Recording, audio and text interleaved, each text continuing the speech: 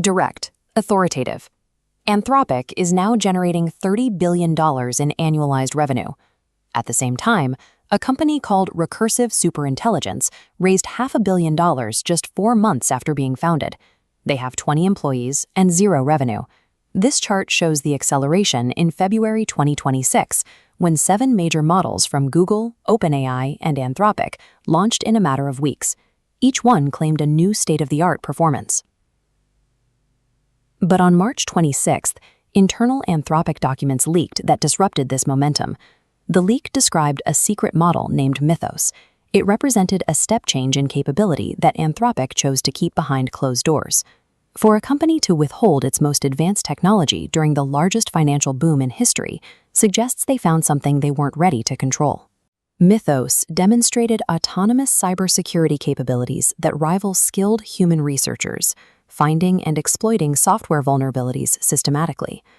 Anthropic launched Project Glasswing to manage the risk. They granted access to exactly 11 vetted companies to use the model for defense, patching vulnerabilities before they could be used as weapons. The public version, Opus 4.7, was released with these specific cybersecurity capabilities reduced during training. Anthropic effectively acted against its own financial interests to maintain a safety buffer between the public and its most potent technology. While Anthropic exercises restraint, competitors like Google, xAI, and OpenAI are maintaining a relentless release schedule. xAI is reportedly training Grok 5 on a 6 trillion parameter architecture, the largest model ever announced. If Anthropic found dangerous, unmeasured capabilities in their systems, the question is what remains unmeasured in the massive models being released by their rivals. We have reached a point where the speed of training is outstripping our ability to test for catastrophic risk. That $30 billion in revenue shows that AI has moved past the experiment phase. It is now the load-bearing infrastructure for global capital. Norway's sovereign wealth fund, managing $2.2 trillion in assets, now uses Claude to screen the retirement savings of an entire nation for investment risks. Novo Nordisk has integrated AI across its entire business to compress the timeline for drug discovery and clinical trials. NASA is even using Claude Code to handle the complex routing for the Mars rover.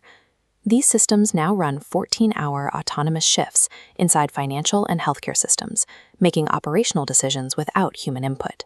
Global finance, health, and exploration are now structurally dependent on these models. We can't turn them off without destabilizing the systems they support. To measure this progress, researchers use Humanity's Last Exam, a benchmark designed to test PhD-level reasoning across the sciences. In just 18 months, model scores on this exam climbed from 8.8% to 38.3%. The latest models have already cleared the 50% threshold, pushing the progress line into a vertical climb. At this rate of acceleration, the creators themselves cannot predict where this intelligence ceiling actually sits. Recursive Superintelligence is currently building systems that can iterate on their own research and code without human intervention at every step. We are approaching the moment when self-improving autonomy becomes a live component of the global economy. However, Anthropic's decision to gate the Mythos model proves that human agency still dictates how this power is deployed.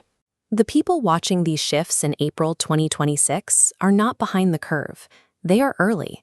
And in an economy of autonomous intelligence, being early is the only way to stay ahead of the compounding change.